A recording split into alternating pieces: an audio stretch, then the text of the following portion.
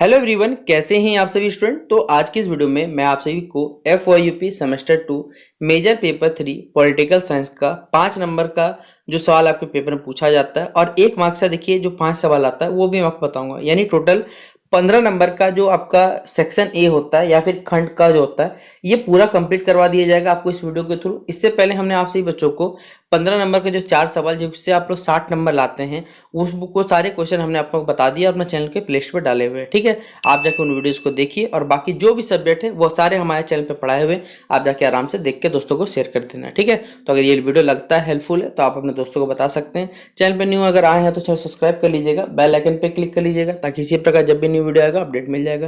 Description box में Telegram, Facebook, Twitter, Insta सभी चीज़ों लिंक अवेलेबल है, आप हमें जहाँ फॉलो करना चाहे कर सकते हैं। ठीक है, तो पहला क्वेश्चन है यूनिट 1 में से कि पॉलिटिकल क्वेश्चन और पॉलिटिकल थ्योरी के जुड़ा हुआ है और ये सिलेबस में ये क्वेश्चन दिया हुआ था कि राजनीति जो प्रश्न होते हैं, राजनीतिक प्रश्न, वो क्या किसे कहा जाता है। तो सिलेबस में अगर कोई चीज पहले से क्वेश्चन मार्क है तो इसको स्टार मार्क कर लीजिएगा और जरूर पढ़ लीजिएगा। ठीक है, कि राजनीतिक प्रश्न किसे कहते हैं ये बताइए।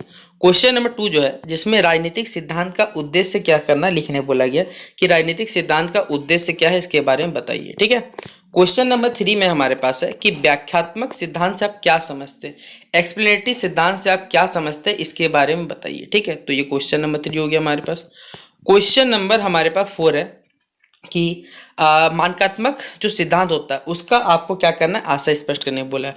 वहीं पर देखिए प्रायोगिक सिद्धांत जो है जिसे हम लोग इंपेरिकल सिद्धांत के नाम से जानते हैं, इसे किसे कहा जाता है। तो याद रखिए ये जो 3 क्वेश्चन है हमारे पास है जिसमें आपको व्याख्यात्मक सिद्धांत हो गया, इसके बारे में बताया जा सकता है, पेपर पूछा सकता है, या तो मानकात्मक हो गया हमारे पास या फिर प्रायोगिक हो गया। ये सब के सब आपको पढ़ना है। इसमें से ये 3 टॉपिक जो हमने आपको बताया इस तीनों में से कोई एक जरूर आएगा 5 नंबर में। अगला है हमारे पास यूनिट 2 में कि हाउ टू अंडरस्टैंड पॉलिटिक्स। ये आपके सिलेबस में यूनिट 2 का टॉपिक है बेसिकली। तो पहला ही क्वेश्चन हमारे पास है उदारवादी परंपरा की। ठीक है, उदारवादी परंपरा की मुख्य विशेषताएं क्या है इसके बारे में बताइए या फिर लिखने बोला गया क्वेश्चन नंबर 1 में। क्वेश्चन नंबर 2 में मार्क्सवादी परंपरा में राजनीति को कैसे समझा जाता है इसके बारे में बताने बोला गया है कि मार्क्सवादी परंपरा जो है उसमें राजनीति के लोगों को किस प्रकार समझ होती है इसके बारे में बोला गया है। क्वेश्चन नंबर 3 जो है जिसमें नारीवाद दृष्टिकोण जो है राजनीति की किस प्रकार आलोचना करता है इसके बारे में बताना बोला गया है क्वेश्चन नंबर 3 में हमारे पास। अगला क्वेश्चन है क्वेश्चन नंबर 4 में। ठीक है, यहाँ उत्तर हमारे पास होगा, यहाँ उत्तर आंसर मत सोच लीजिएगा, यहाँ पर उत्तर आधुनिक दृष्टिकोण है। ठीक है, जो हमारे बताने बोला गया इस दृष्टिकोण का जो एक लक्षण आपको यहाँ पर लिखने बोला गया। अगला क्वेश्चन नंबर 5 में राजनीति को समझने के लिए 2 परंपराओं के यहाँ पर नाम लिखने बोला गया, तो आप लोग इसे लिख सकते हैं। अगला यूनिट 3 है जिसमें आपको क्या करना है, सबसे पहले शक्ति का परिभाषा देने बोला गया कि शक्ति क्या है इसके बारे में बताइए। क्वेश्चन नंबर 2 में जो हमारे पास यूनिट 3 के जिसमें मैक्स वेबर के अनुसार शक्ति क्या होता है इसकी आपको परिभाषा देने बोला गया, ये क्वेश्चन नंबर 2 में। तीसरा क्वेश्चन हमारे पास है रॉबर्ट डाउल की जो शक्ति अवधारणा है उसका संक्षेप में क्या करने बोला गया, आपको उल्लेख करने बोला गया क्वेश्चन नंबर 3 में। क्वेश्चन नंबर 4 में मिशेल फूको शक्ति को किस प्रकार देखते हैं ये बोला गया हमारे पास। फिर शक्ति के 2 जो स्रोत हैं उनके नाम आपको यहाँ पर लिखने बोला गया। तो ये टोटल 5 सवाल है हमारे पास यूनिट 3 से जो कि बहुत ज्यादा इंपॉर्टेंट है, इसे पढ़ना पड़ेगा आपको। ठीक है, यूनिट 4 की अगर बात करें जिसमें थ्योरी ऑफ जस्टिस के बारे में आपको पढ़ना है, जिसमें पहला ही क्वेश्चन है कि न्याय की सामान्य परिभाषा दीजिए। ठीक है, क्वेश्चन नंबर 2 है जॉन रॉल्स ने न्याय को किस सिद्धांत पर यहाँ आधारित किया ये हमें बताना है। फिर रॉबर्ट जो नॉजिक है उनके न्याय के दृष्टिकोण को किस प्रकार दृष्टि से देखते हैं ये बताना हमारे पास है। फिर क्वेश्चन नंबर जो 4 है जिसमें वितरित न्याय जिसे हम लोग डिस्ट्रीब्यूटिव जस्टिस कहते हैं इसका क्या आशय होता है या फिर इसे परिभाषा देके समझाना पड़ेगा आपको। फिर रॉल्स और नॉजिक की न्याय की अवधारणा में से एक अंतर को क्या करना है, यानी रॉल्स और नॉजिक के जो न्याय के प्रति अवधारणा है दोनों में से क्या करना, दोनों की अवधारणा का एक अवधारणा आपको लिखने बोला गया। ठीक है, अगर हम बात करें यूनिट 5 का जिसमें फ्रीडम के बारे में पढ़ना है तो सबसे पहला ही क्वेश्चन है स्वतंत्रता क्या होता है इसकी परिभाषा दीजिए। ठीक है, क्वेश्चन नंबर 2 में नकारात्मक स्वतंत्रता से आप क्या समझते हैं। चलिए यहाँ पहला क्वेश्चन खाली स्वतंत्रता था, यहाँ सेकंड जो क्वेश्चन है हमारे पास है उसमें बोल ही दिया गया नकारात्मक स्वतंत्रता से आप क्या समझते हैं। क्वेश्चन नंबर 3 जो है सेम इसी प्रकार जब नकारात्मक होगा तो यहाँ सकारात्मक होगा, वही यहाँ पर पूछा गया।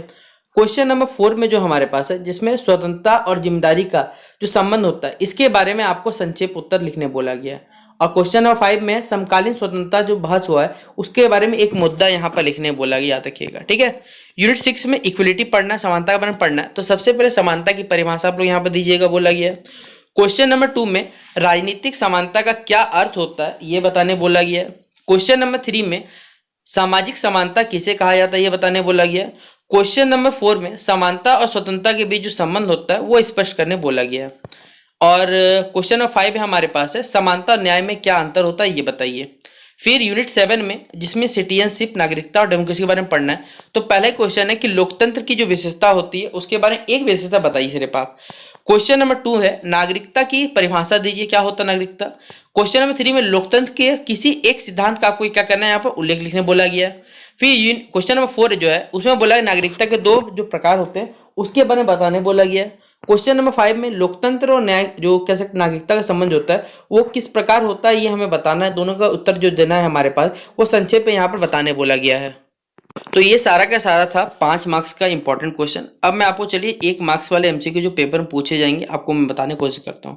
तो पहला सवाल है राजनीतिक प्रश्न जो होते हैं वो किससे संबंधित होते हैं, आप खुद बताइए। सत्ता से होगा, अधिकार से होगा, न्याय क्षेत्र से होगा हमारे पास। राजनीतिक सिद्धांत कितने प्रकार के होते हैं, राजनीतिक सिद्धांत कितने प्रकार के होते हैं ये बताने बोला गया। पहला कितने प्रकार के होंगे हमारे पास, तो 3 प्रकार के होते हैं। व्याख्यात्मक होगा, मानकात्मक हो जाएगा और प्रायोगिक हो जाएगा हमारे पास। मानकात्मक सिद्धांत ये किसे कहा जाता है, तो वह सिद्धांत है जो राजनीति कैसे होनी चाहिए इसके बारे में बताने वाला मानकात्मक सिद्धांत होता है हमारे पास।